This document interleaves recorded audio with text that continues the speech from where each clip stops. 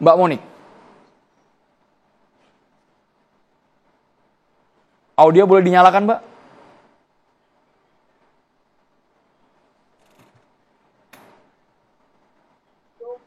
Apakah bisa mendengar suara saya? Jelas, Mbak Monik. Langsung dijawab boleh, Mbak?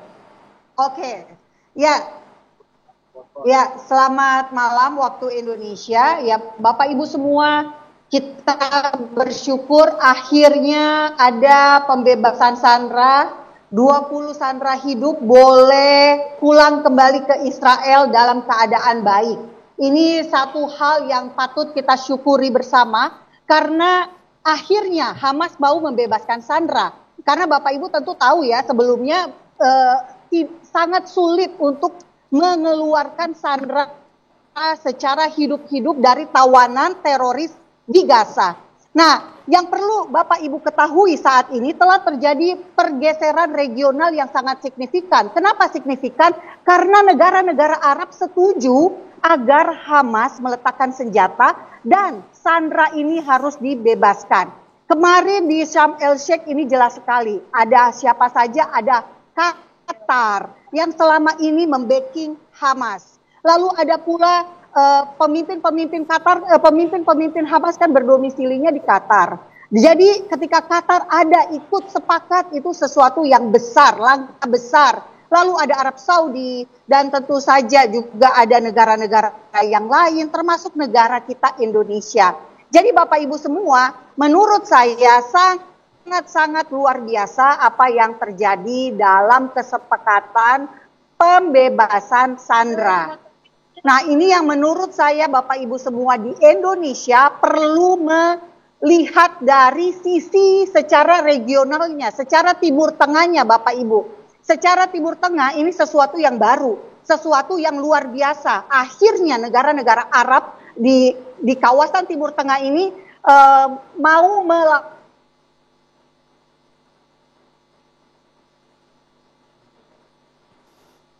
Seperti yang terputus dengan Mbak Monik, sinyalnya sedang di jalan.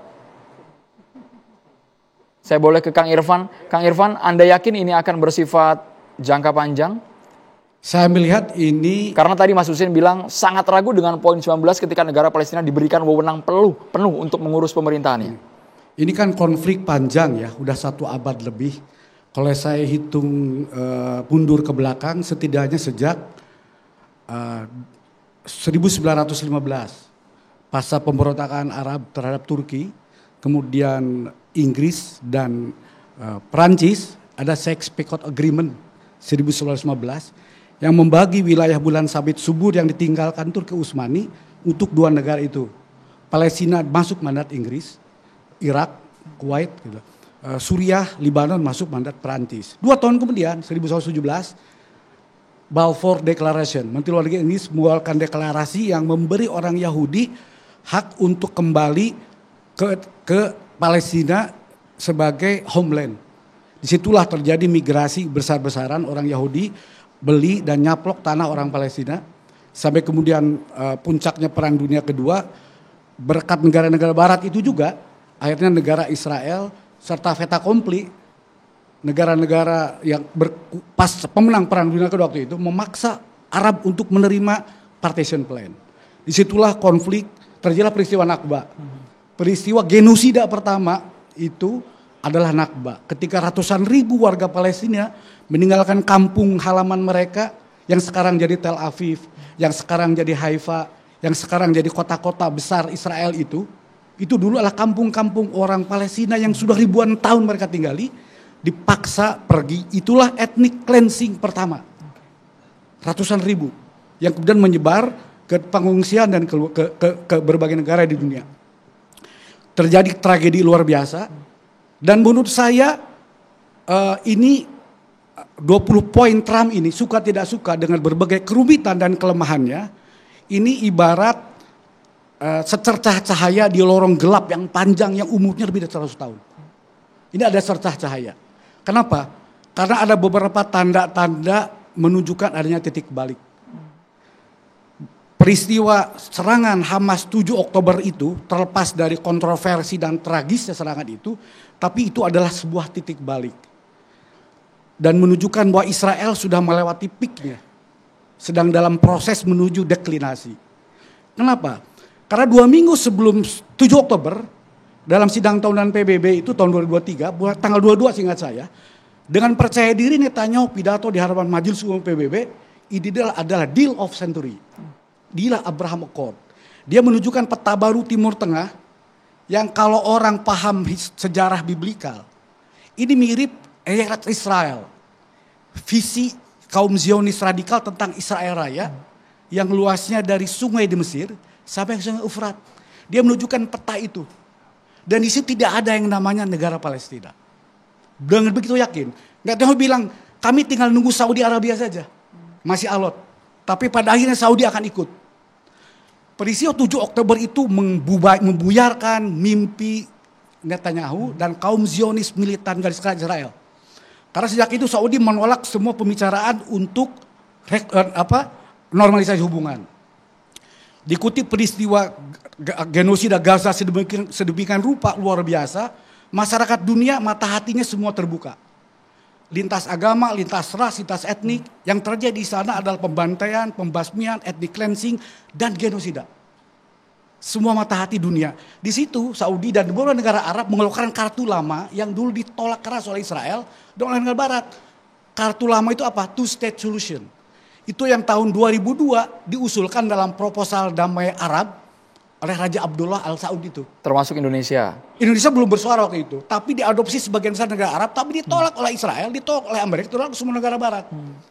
Waktu itu Palestina itu nothing. Sebagai sebuah negara nothing. Itu proposal diajukan, ini solusi akhir deh kata negara Arab. Udah kita akui Israel, tapi Israel Barat akui juga Palestina dong. Sesuai dengan resolusi 242, 338 tahun 74 itu. Batasnya adalah sebelum perang tahun 67. Yerusalem Timur milik Palestina sebagai ibu kota, tepi barat jalur Gaza. Itu tahun 2002 ditolak.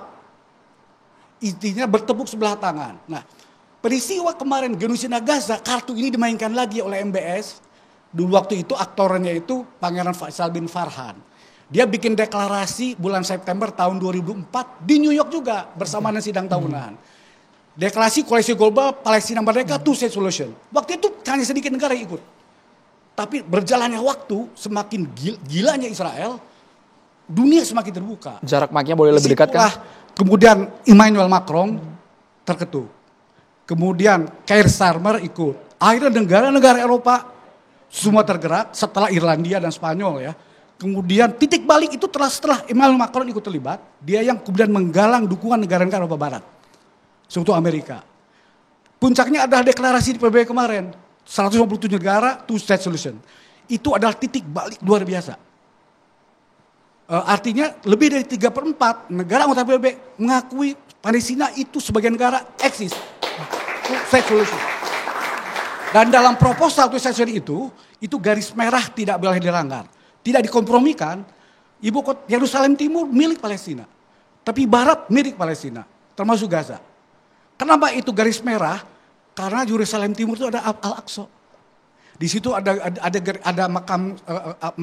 gereja makam Kudus. Ada lokasi-lokasi yang disucikan terutama oleh Muslim dan Kristen. Kang Irfan, pertanyaannya siapa yang bisa menjamin bahwa itu tidak akan dilanggar selama fase gencatan senjata berlangsung sesaat lagi? Oke. Kita harus jeda di Catatan Demokrasi pemirsa.